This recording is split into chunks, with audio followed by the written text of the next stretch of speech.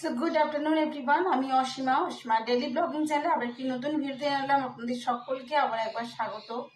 আশা করবো আমার ভিডিওটি আপনারা যেখান থেকে দেখছেন আপনারা সকলে বেশ ভালো আছেন, সুস্থ আছেন। সকাল সকাল একটি দুঃসংবাদ আমাদের এসেছিল। আর এখন যেহেতু টাইম 2:29, আমার জেঠিমা মানে আমার জেঠ শাশুড়ি, আমার সম্পর্কে উনি জেঠ শাশুড়ি হন।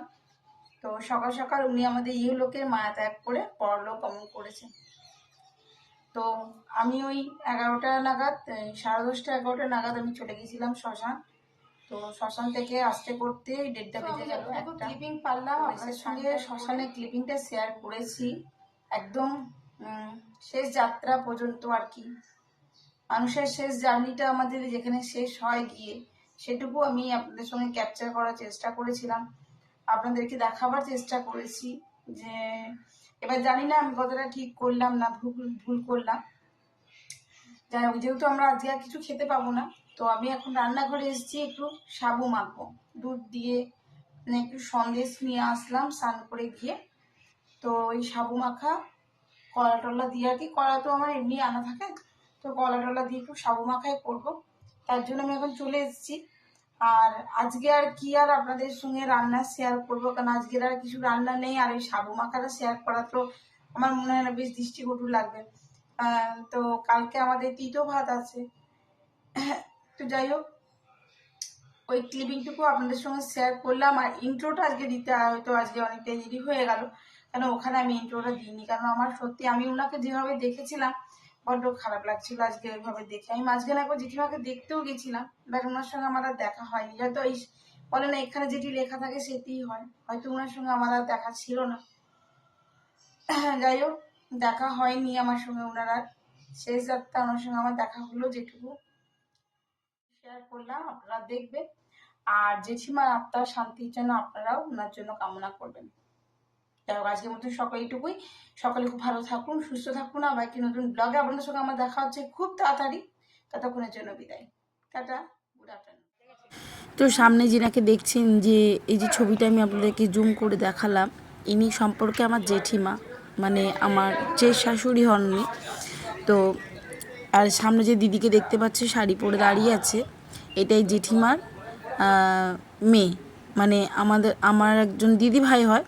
তো এটা হলো ছোটদি ভাই, বড়দি ভাই আসেনি, ছোটদি ভাই করছে জেঠিমার কাজ।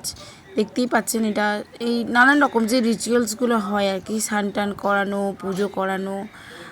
আমি মুখাগ্নিটা তুলতে পারিনি, কেন বড্ড খারাপ লাগছিল, আমি আর ওটা তুলতে পারিনি আর কি, ভিতর থেকে আমার মনটা সায় দিচ্ছিল না। যাই হোক, তো আমি এটুকু তুললাম। এটা এখন পিউ দিয়ে আমাদের ঘি মাখাচ্ছে। আমি আপনাদেরকে একটু জুম করেই দেখাই জিনিসটা। এই যে মা, মানে মাকে তো শেষ যাত্রায় কী আর বলবো, মাকে চিরবিদায় জানাচ্ছে। আর হয়তো আর কোনো দিনই হয়তো তার আর মা বলে ডাকা হবে না, মাকে চোখের থেকে সামনে আর দেখা হবে না। মা বাবা জিনিসটাই এরকম, হ্যাঁ, দ্বিতীয়বার চলে গেলে আর তাদেরকে কিছু পাওয়া যায় না, তাই না? আর তাদের যেমন অল্টারনেটিভ কিছু হয় না, তারা ছাড়াও কিছু হয় না। যাই হোক, অনেক কিছু বললাম। আমিও জেঠিমাকে প্রণাম করে নিয়েছি পিউ দিদির সমস্ত কাজ করে নেবার পর। আর এবারে আমি আপনাদের সঙ্গে একটুখানি এই যে কাজটা হচ্ছে এটুকু দেখুন, আমি শেষ পর্যন্ত দেখানোর চেষ্টা করেছি। আর ওইটা দেখতে দেখতে আরও অনেক অন্য বডি আর কি আসলো, ওনাকে দেখেও বড্ড খারাপ লাগছিলো কারো জানেন তো, ওনার যে একটি মেয়ে ছিল, 17 বছর বয়স তার, মানে বাবাকে মুখাগ্নি করবে। আমি জানি প্রতিনিয়ত এরকম অনেক কিছুই হয়, এর থেকেও হয়তো ছোটো অনেক বাচ্চা আসে, বাট মেয়েটা এত আকুলি বিকুলি করে কাঁদছিল, বড্ড খারাপ লাগছিল জানেন। ওই যে দেখছেন মেয়েটাকে নিয়ে আসছে সাইডে, দেখলেন ওই যে দুজন ভদ্রমহিলাকে দেখছেন, ওনারা হলো ওই মৃতার দিদি, বোন। যাই হোক, ঈশ্বরের কাছে কামনা করি ওনার আত্মাও শান্তি পাক, উনিও পরলোক গমন করুক।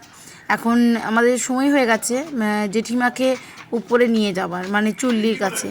জেঠিমার বডি চুল্লিতে দেওয়া হয়েছে, তো ওনাকে চুল্লিতে নিয়ে যাওয়া হচ্ছে। এবারে চুল্লিতে মেশিনে দিয়ে দেওয়া হবে, ওনার শেষ কীর্তনটি সম্পূর্ণ হবে। কামনা করব আপনারা ওনার মানে এই আত্মার শান্তির জন্য আপনারাও চাইবেন ঈশ্বরের কাছে। আমি খুবভাবে চাই যে উনি যে জগতে এখন যাচ্ছেন উনি যেন সেখানে শান্তিতে থাকে, ভালো থাকে। ওম শান্তি ওম।